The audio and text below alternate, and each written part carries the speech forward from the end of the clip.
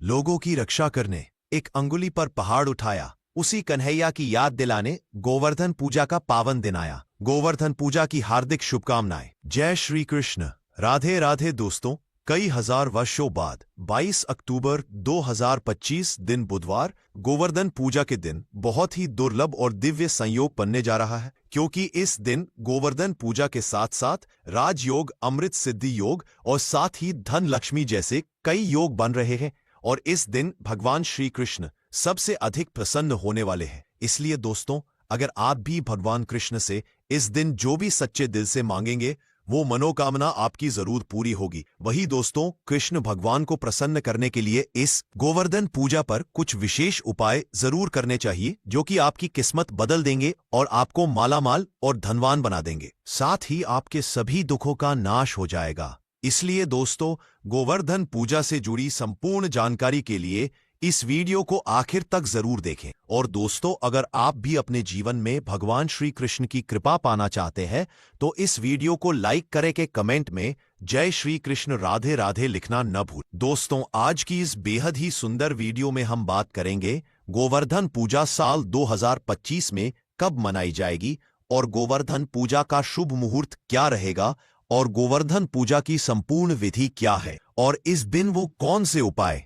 हैं जिनको करने से आपकी किस्मत चमक जाएगी और आपकी हर मनोकामना पूरी हो जाएगी। देखिए, गोवर्धन पूजा के दिन भगवान श्री कृष्ण और गोवर्धन पर्वत और गायों की पूजा की जाती है। गोवर्धन पूजा में अन्नकूट का बहुत बड़ा महत्व है। अन्नकूट का भोग भी सामर्थ्य अनुसार जरूर लगाना चाहिए। कहीं कहीं लोग मूंग दाल और बाजरे को मिलाकर एक खिचड़ी बनाते हैं, तो कहीं कहीं अन्नकूट में भगवान श्री कृष्ण को 56 भोग का प्रसाद भी लगाया जाता है। इस प्रक्रिया को अन्नकूट कहा जाता है। दोस्तों, आइए जानते हैं गोवर्धन पूजा पर चढ़ाए जाने वाले अन्नकूट प्रसाद के 56 भोग के बारे में, अर्थात इसका क्या महत्व है। अगर आज की वीडियो आप मिस करते हैं, तो फिर सारी जिंदगी आप इस प्रकार की जानकारी को पाने से वंचित रह जाएंगे, क्योंकि कोई भी आपको YouTube में इतने विस्तार से नहीं बताएगा जितना आज हम आप लोगों को विस्तार से बताएंगे। देखिए, अन्नकूट अर्थात नाम से ही स्पष्ट है। अन्नकूट जैसे इसके नाम से लगता है कि ये बहुत सारे अनाजों का मिश्रण होता है।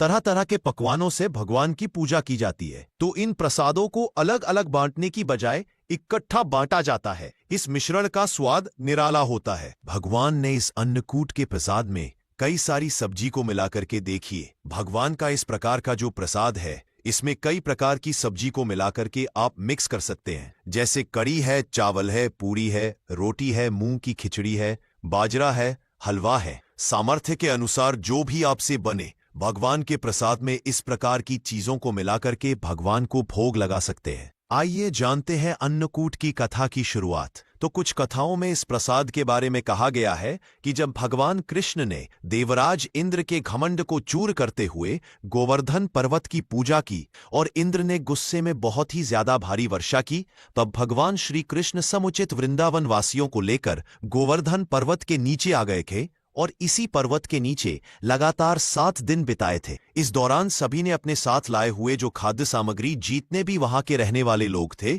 सभी खाद्य सामग्री लाए और को अन्न मिलाकर के बांट करके आपस में खाया। इसका स्वाद इतना ज्यादा अद्भुत था कि इसे खाने के लिए स्वयं भगवान कृष्ण ललचा गए थे। बाद में वह अन्नकूट प्रसाद के रूप में गोवर्धन पर्वत को भोग लगा करके खाया जाने लगा। खुद भगवान कृष्ण ने इस प्रिय प्रसाद का हर वर्ष गोवर्धन पूजा करके भोग लगा करके अन्नकूट उत्सव मनाने की आज्ञा दी। दोस्तों, आइए अब जानते हैं कि गोवर्धन पूजा किस प्रकार से की जाए। अब आप लोगों को अन्नकूट के बारे में जानकारी प्राप्त हो गई है। अब गोवर्धन पर्वत की किस प्रकार से पूजा की जाए। तो गोवर्धन पूजा करने के लिए आपको सबसे पहले घर के आंगन में गोबर से गोवर्धन का चित्र बनाएं। इसके बाद रोली, चावल, खीर, बताशे, जल, दूध, पान, केसर, फूल और दीपक जलाकर के गोवर्धन भगवान की पूजा करें।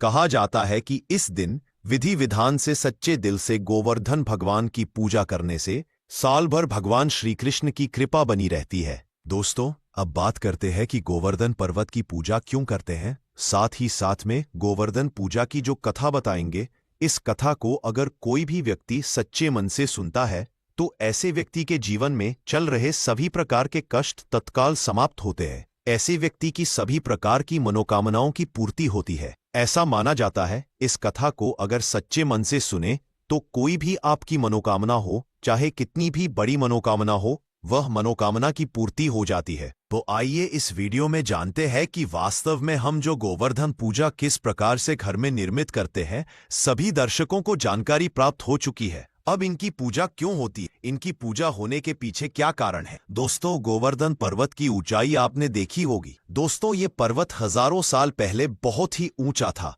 विशाल पर्वत था और इस पर्वत की ऊंचाई लगातार घटती जा रही। इस संबंध में शास्त्रों में एक कथा बताई है। इस कथा के अनुसार गोवर्धन पर्वत को तिल तिल करके घटने के लिए एक ऋषि ने श्राप दिया था। श्री कृष्ण ने गोवर्धन पर्वत को भगवान का रूप बताया है और उसी की पूजा करने के लिए सभी को प्रेरित किया था।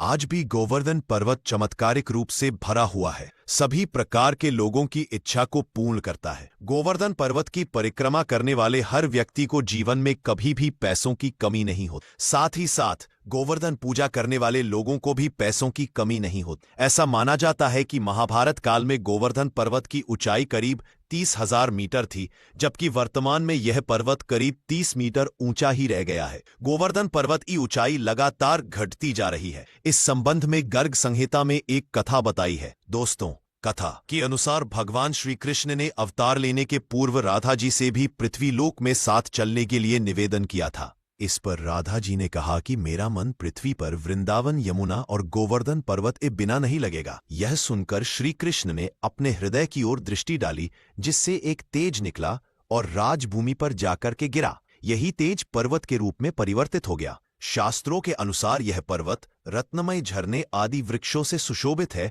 और अन्य सामग्री भी इसमें उपलब्ध थी। इसे देखकर राधा जी बहुत प्रसन्न हुई और तथा भगवान श्री कृष्ण के साथ उन्होंने भी पृथ्वी पर अवतार धारण किया। चलिए अब और भी कुछ रोचक भरी कथा जानते हैं। दोस्तों, एक कथा के अनुसार भगवान श्री कृष्ण की प्रेरणा से शालमल द्वीप ने द्रोणाचल की पत्नी के गर्भ से गोवर्धन का जन्म हुआ। भगवान के जन्म से वृंदावन एवं जो यमुना है वो बहुत ही खुश थी। गोवर्धन को भगवान का रूप ही जान करके सुमेर है, हिमालय है, जितने भी पर्वत है, ये सब गिरिराज बना करके जो गोवर्धन पर्वत है इनकी पूजा की। एक समय तीर्थ यात्रा करते हुए ऋषि गोवर्धन पर्वत के समीप पहुंचे। पर्वत की सुंदरता देख करके ऋषि मंत्रमुग्ध हो गए तथा द्रोणाचल पर्वत से निवेदन किया कि मैं काशी में रहता हूं, आप अपने पुत्र गोवर्धन को मुझे दे दीजिए, मैं उसे काशी में स्थापित करके वहीं रहकर पूजा करूंगा। देखिए, द्रोणाचल पुत्र वियोग से व्यतीत हुए, लेकिन गोवर्धन पर्वत ने कहा कि मैं आपके साथ में चलूंगा, किंतु मेरी एक शर्त है, आप मुझे जहां रख देंगे मैं वहीं स्थापित हो जाऊंगा। ऋषि ने गोवर्धन पर्वत की यह बात मान ली। गोवर्धन पर्वत ने ऋषि से कहा कि मैं 2 योजन ऊंचा एवं 5 योजन चौड़ा हूं, आप मुझे काशी कैसे ले जाएंगे। तब ऋषि जी ने कहा कि मैं अपने तपोवन से तुम्हें अपनी हथेली पर उठाकर ले जाऊंगा। तब गोवर्धन पर्वत ऋषि के साथ चलने के लिए सहमत हो गए। रास्ते में ब्रज आया, उसे देख करके गोवर्धन की पूर्व स्मृति जागृत हो गई, कैसे वो भी आप लोगों को बताएंगे।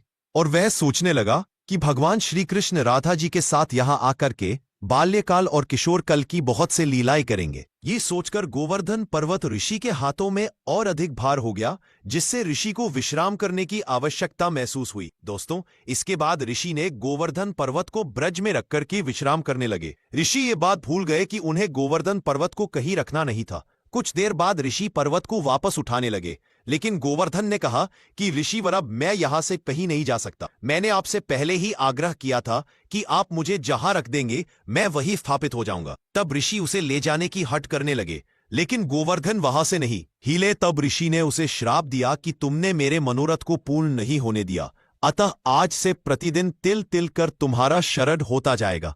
एक और इसकी कथा है, जो कथा रामायण काल से जुड़ी हुई है। यह अच्छी कथा है और इस कथा को सुनने मात्र से व्यक्ति की गरीबी मिटती है, व्यक्ति की मनोकामना की पूर्ति होती है। दोस्तों, पौराणिक धर्मशास्त्रों की माने तो जब त्रेता युग में भगवान विष्णु ने राम के रूप में अवतार लिया था और वनवास के दौरान उनकी पत्नी अर्थात माता सीता जी को लंकापति रावण ने छल करके अपहरण करके लंका में ले गया था, तो उस दौरान भगवान श्री राम ने लंका पहुंचने के लिए वानरों की विशाल सेवा के साथ समुद्र पर राम सेतु का निर्माण करा रहे थे।